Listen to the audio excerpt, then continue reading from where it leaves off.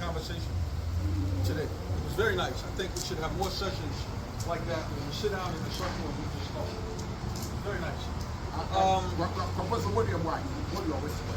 I would like, wherever you said, let somebody to explain it. Sure, I'll start sometime. Yeah, sorry.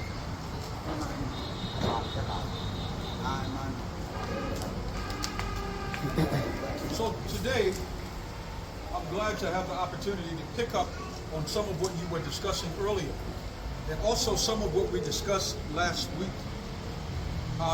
The significance of a term that I want you to become acquainted with. Last week we were talking about the purpose of New Year's. And I was explaining how New Year is not about a date or not about time. But instead, New Year is more dependent upon a condition within the universe or the earth that causes certain things to happen. We should not be concerned about 12 months, 52 weeks, 365 days, 525,600 minutes. Those things, they don't matter. What's important is that something is happening within the universe on the continent of Africa that's causing people to respond a certain way. Today we should identify this as the African Spring. When something springs, it immediately pops up. When something springs, it immediately breaks away from something that is restricting it, from something that is holding it. Christianity has been holding the African. Colonization has been holding the African. Miseducation has been holding the African. Therefore, we need an African Spring. Do you agree with me? Yes. An African Spring is necessary. But it's not just a matter of me talking about the African Spring. It's not just a matter. You have to understand it's in line with universal order. How do I say that? How many of you have heard of Thomas Sankara? Of course. October the 15th, 1987. He's no longer with us physically. No longer. But Thomas Sankara was a revolutionary in his own right. You did not determine that he come in Burkina Faso. You didn't determine that. You didn't determine that he become a part of the military. You didn't determine that. You didn't determine that Thomas Sankara will lead a military coup and become leader of Burkina Faso. You didn't determine that. Thomas Sankara is you are going to. Burkina Faso was the 11th region of Ghana when Sankara was there. Burkina Faso, Ghana was having 10 regions. When Burkina Faso came, Sankara came, it became the 11th region of Ghana. Anything any region has here in Ghana, they have in their Burkina Faso. So go on. Okay. So that was done by relation to that. Thomas Sankara, we had no control over his coming. None. We didn't determine that. It was a universal order that determined Thomas Sankara's coming. You can argue with me if you like. Even the Gen Z generation, I call them Gen, that's in Kenya, the uprising. We had no determination on that. It had nothing to do with time. It had more to do with the condition that was in the earth that caused those people to come forward. It had more to do with their connection with the Mau Mau leaders in Kenya. It had more to do with that and what those people put in those youth. Why is this important? Proclamation number 7. With the Afro-Kenya Proclamation, it says, the only sacrifice that God is expecting from man is that the man serve his nation. Now I want to say this again. According to African Proclamation number 7, the only sacrifice that God is expecting from man is that man serve his nation. Now listen, he served his nation and provide service to humanity. Love his neighbor. Respect his neighbor. Because God, who created his neighbor, is in all creation. Now let me back up. The only sacrifice that God is expecting from you is that you serve your nation. Now this is important that you understand. What is a nation? Now let me break this thing. A nation is a nationality. A nation is a culture or group of people that descend from another people. The Africans are in fact a nation. God is expecting you to serve your nation. This is the only sacrifice that he's asking. Is a nationality. A nation is a culture or group of people that descend from another people. The Africans are in fact a nation. God is expecting you to serve your nation. This is the only sacrifice that he's asking, that you serve your nation. Serve humanity. Love your neighbor. Who's your neighbor? I'm your neighbor. You're your neighbor. Your neighbor looks like you. So when we start talking about immortality, when we start talking about passing things on, we have an obligation as God-fearing men to serve our nation. How do you serve your nation? By providing schools, by providing economic, and by providing the proper spiritual system. I'm going to get back to this in a minute. Now, let me go back to Thomas Sankara. This is very important. You had no control over the coming of Thomas Sankara, did you? No, you didn't. It was a universal order.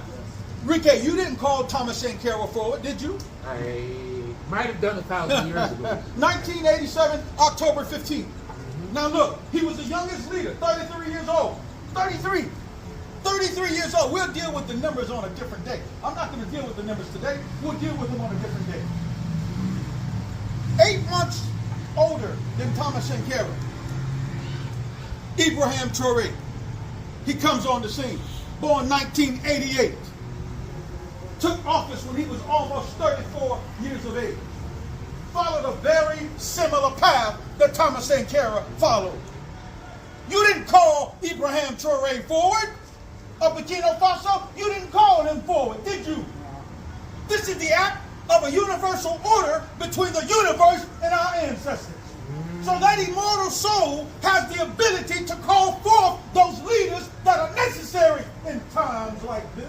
Woo. You can take it or let it alone. The universe is talking to us. And the universe is saying you can sit, you can watch, you can do all of that. But my mission, my objective must move on.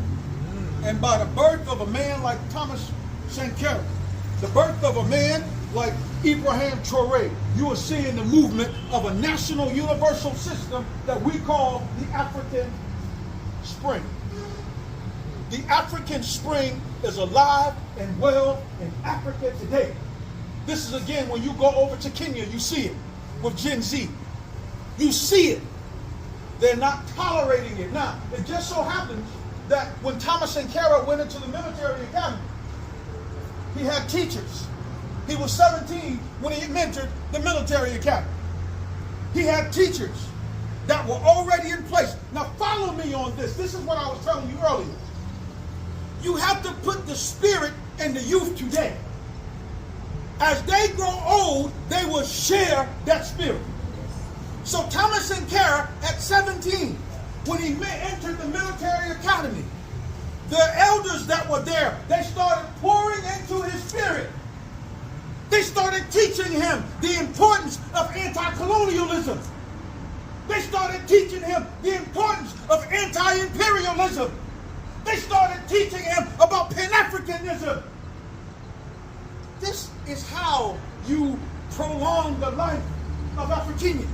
This is how you change the situation in Africa. You have to pour into the youth. So Thomas Sankara was being given these things at an early age. And once you're given these things at an early age, you cannot sit still. Once the universe starts communicating with you, and the universe tells you to lead a coup to overtake the government, that's what you do. You have no choice in the matter. Now what was the difference between him and Abraham Touré. There is really no difference. Abraham Touré was also inspired by teachers. He was very anti-colonialist. Very much. Very, very much. Very much anti-colonialist. As Captain Sankara was, very anti-colonialist. Very anti-imperialist. He was a traditionalist when it came to the African spirit, although they both were influenced by Christianity. But within Christianity is African spirituality. You just have to learn how to extract the African spirituality out of Christianity. So what am I telling you? I'm telling you that Abraham Touré is a part of the African Spring. I'm telling you that Captain Thomas Sankara is a part of the African Spring. I'm telling you great men like Nkrumah, Patrice Lumumba, all of our greats, they're part of the African Spring. I am also telling you today that it is time for us to become a part of the African Spring. We must realize it. So the revolutionary mindset that was in Thomas Sankara, the revolutionary mindset that was in Abraham Touré, that's in Abraham Touré, is the mindset that we have to take on today. We can no longer look at New Year's the way we historically looked at it. When we look at New Year, we have to look into the universe. And we have to try to understand, what is the universe telling us? Let me share a story with you on the importance of understanding the universe. In Indonesia, around the year 2008, it may have been 2004, but I think it was 2008. Tsunami came, killing 250,000 people. Killed 250,000. 2 days before the tsunami. 2 days before the tsunami. 2 days before the tsunami. The Aborigines, who walked around like this, no shoes on, were getting communication from the earth, telling them to move further north. Did you hear what I just said? Yes, the Aborigines were getting communication from the earth, telling them to move further north. The elephants, the tigers, the Aborigines were getting communication from the earth, telling them to move further north. The elephants, the tigers, the lions, they all started moving further north. Why? Because the universe was communicating with them. I'm telling you today that the universe is communicating with you, Africa. Oh, yes, man. You have to understand that. The universe is communicating. You have an obligation as an African to be obedient to the universe. When the universe is telling you that it's time for a revolution, it's time for a revolution. Don't worry about your weapons. Don't worry about that. You just go and fight, and the universe will find ways to accommodate you. So the elephants and the tigers and the Aborigines, none of them died because they all went north. They all went higher ground. This is in 2008 when the tsunami killed 250,000 people, and scientists are still amazed at that process. They are amazed at the lions, the elephant. They have video recordings showing them in droves going further north, marching north. The Aborigines marching north because of direct communication between the Aborigines, between the elephants, between everything that God created. Everything that God created, God is in it. And if you understand that God is in everything that God created, that means that there's a way to communicate with those things that God created. And I'm telling you again, the universe is talking to you. This is our time. This is our time. And you have to understand, you cannot move on fear. Did you see how our brother Abraham Touré came into Ghana? He came into Ghana strapped. He had it on his hip. He didn't move in fear. Do you know that this man has had nearly 19 coup attempts? Oh, yes. Don't you tell me the universe can't protect you. Don't you tell me that. The universe can protect you. Amen Ra. Amen Ra. Amen Ra. Amen Ra can organize ants. He can organize mosquitoes. He can organize wind. He can organize fire. He can organize rain so that none of your enemies can touch you. Let me show you what I mean. In the 60s, in the war in Vietnam. In the war in Vietnam, when Vietnam was going on, America developed weather warfare. Weather warfare. Where they use rain to cause the Vietnamese to stay underground. It was raining so strong and so hard that the Vietnamese couldn't come out. But American bombs was attacking them from up high. This is called weather warfare. But where do you get the warfare, the concept from where the warfare from? You get it from the Africans. First it was the Russians that developed the technology. America didn't develop the technology, but the Africans had already developed the technology long before any of them had came into being. If you can control the flow of the Nile River, then you're dealing with some serious technology. Some serious technology. If the Dogon can communicate with star systems, sun systems, moon systems, that's some serious technology. That technology can be used to advance a people if we understand it properly. So I'm telling you, I won't hold you much longer, but I'm telling you, this is our time. Just as sure as my feet are making contact with this ground, this is our time. Now, it doesn't make sense that I'm here from the United States of America, Babylon, and many of you are here from other places.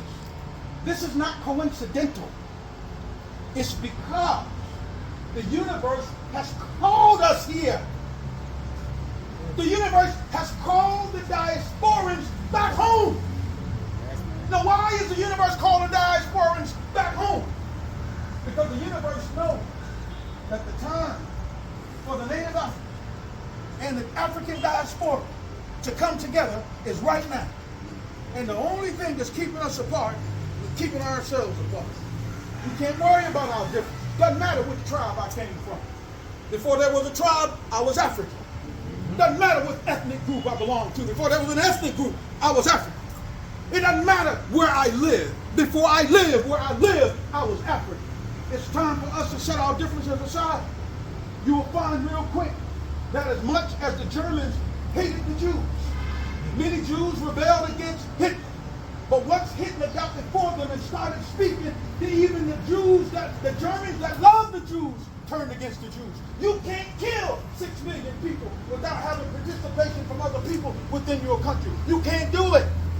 So I'm telling you today that the African and the African diaspora, it's time for us to come together. Let me leave you on 3 pieces. Now when I talk, I leave people with these 3 pieces. I don't know if you saw my videos with me speaking with the African scientists in October of this year. Did any of you see it? No problem. No problem. Peter, did you see it? No problem. Maxwell, you saw it. Yeah, so I left them with this. I was speaking before the African scientists. Most of them are from West Africa. High-level scientists that are living in the United States of America. I left them with C. S-E-E. This is very important. If you haven't heard anything else I've said today, please hear this. S-E-E. C. It's very simple. The S stands for spirituality. Let me stop right there. There can be no proper African spring without spirituality. The African must go back to his natural spiritual system. Islam, beautiful. Christianity, beautiful. African spirituality, far greater than all of that. Because African spirituality gave birth to all these other religions. Please understand that we must go back to our natural African spiritual system. And if we don't go back to our natural African spiritual system, there can be no African spring. You can hate the Muslims all you want, but the Arab Spring in 2010 was founded upon the teachings of Islam. And they rebelled against all colonialist, imperialist ideas and concepts. I am full of that. Because African spirituality gave birth to all these other religions. Please understand that we must go back to our natural African spiritual system. And if we don't go back to our natural African spiritual system, there can be no African spring. You can hate the Muslims all you want, but the Arab Spring in 2010 was founded upon the teachings of Islam. And they rebelled against all colonialist, imperialist ideas and concepts. I am telling you that the African spring has to be based upon African spirituality. So the S is spirituality. We must go back to our natural spiritual system. The E is education. We must educate our children based upon our African spiritual system and an African-centered education. There can be no African spring without an African-centered education. Are you hearing what I'm saying? Yes. There can be no African Spring without African spirituality and without an African-centered educational system. It will never last. The last one is economics. Economics. There can be no proper African Spring without economics. And the economics must be grounded in the natural resources that Africa has. That economic system means that the Africans must control their own economy. How do you control your own economy? By controlling your local resources. How do you control your own African resources? By individuals like us educating the locals who are farming these resources. For example, 2 years ago, they admitted, they didn't discover, they admitted that there was lithium in central Ghana. They admitted it. 26.83 square kilometers of lithium in central Ghana. But to show you how off the African is, guess who's refining the lithium? Guess who's refining the lithium? An Australian company. This is the importance of having an African-centered education. If you had an African-centered education, no outsider would ever be able to refine your natural minerals. The largest gold producing companies in Ghana now are not Ghanaian companies. They're foreign companies. They're from China. They're from Australia. They're from Russia. No Ghanaians have any large gold refinery companies. An African-centered education will give you that. So unless we get an African-centered education, spirituality, African-centered. Education, African-centered.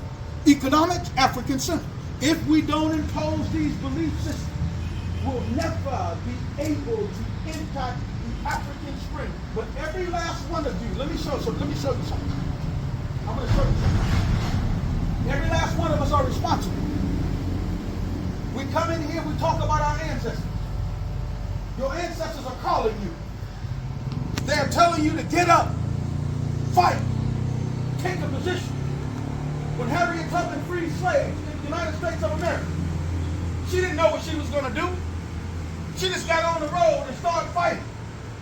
Oftentimes, when the slave master was chasing her, she didn't even know which way she was going to go until the star system and the sun systems started communicating with her. And once they started communicating with her, it caused her to be able to evade, avoid, and dodge the slave master. I am telling you, it's no difference with you. Once you get on the battlefield, God will equip you. Amen-Ra will equip you. But let Amen-Ra see you get on the battlefield. And once you're on that battlefield, anything that you need, Amen-Ra will provide it for you. Because now you are in line with the natural order of the universe. I greet you in peace. Amen-Ra. Amen.